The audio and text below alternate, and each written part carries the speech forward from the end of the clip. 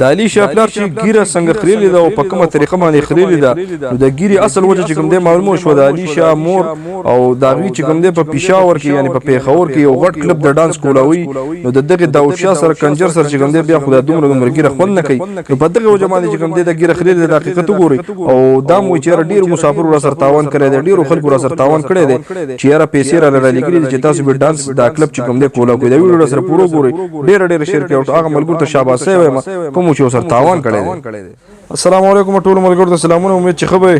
د علي شاه مور چې کوم دا د ډانس لپاره یو کلب کولاوی او ډېر خلکو سره امداد کړی دی. جی راځئ دا ویډیو ګورئ او هغه خلکو ته شاباسۍ هم ورکوم کوم خلکو چې سره امداد کړی دی. جی دا ډېرې په ښه لاره کې تاسو پیسې رالګئ ښه د دوی دا شارټ کلیپ وګورئ. جی لکه ډېرو کسانو پکې هیلپ کړی دی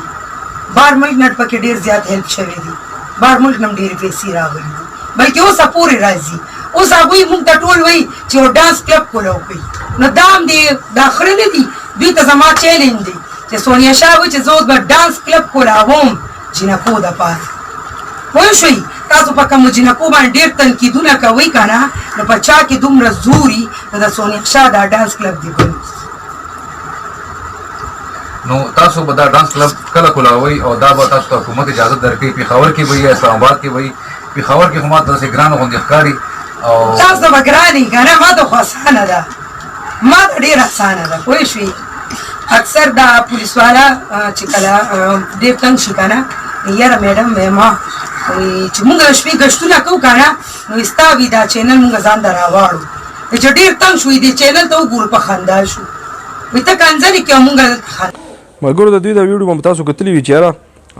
باقي په انټرویو کې لګیا ده چې یاره خلک پیسې رالیږي او خلکو رالیږلي دي او لا اوس هم رالیږي او په چا کې دومره غیرت یا په چا کې دومره زور د جینکو دپاره نو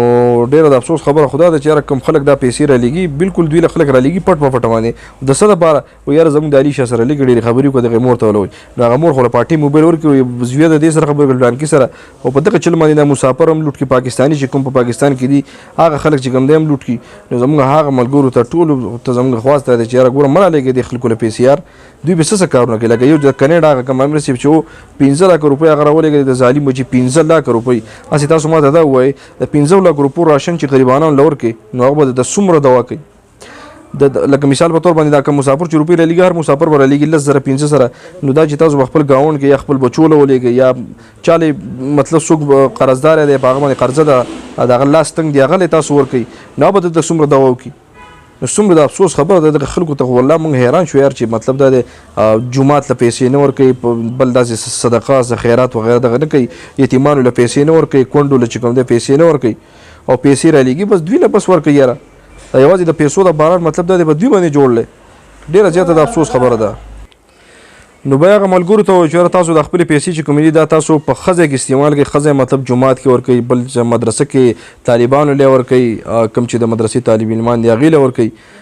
کونډو له ورکوي یتیمانو بچو له پیسه واخلئ دا جمع دی هغوی له پیسه واخلئ په دغه روپو باندې راولېږئ هغوی له څه واخلئ چې د عمر صدقه هم شي تاسو یې به دا ذکر رالګئ چې هغه به ډانس کلب جوړئ چې یاره خلکو ته به ډانس ښیي یاره شاباس منم مسافر ولا ستاسو خدا کم خلک چې له پیسې رالیږي په دې کې زیاتره مسافر هم دي پاکستاني خلک پکې هم دي او ما تاسو ته وګورئ چې په کم لالچ باندې یو د علي شاه سره زموږ خبرې وکړه بس نو هغه مور خو ډایرکټ موبایل ورکړي هغه علي شاه له دوی سره یو څو خبرې وکړه نو هغې په دې خوله خوله کې مطلب دا دی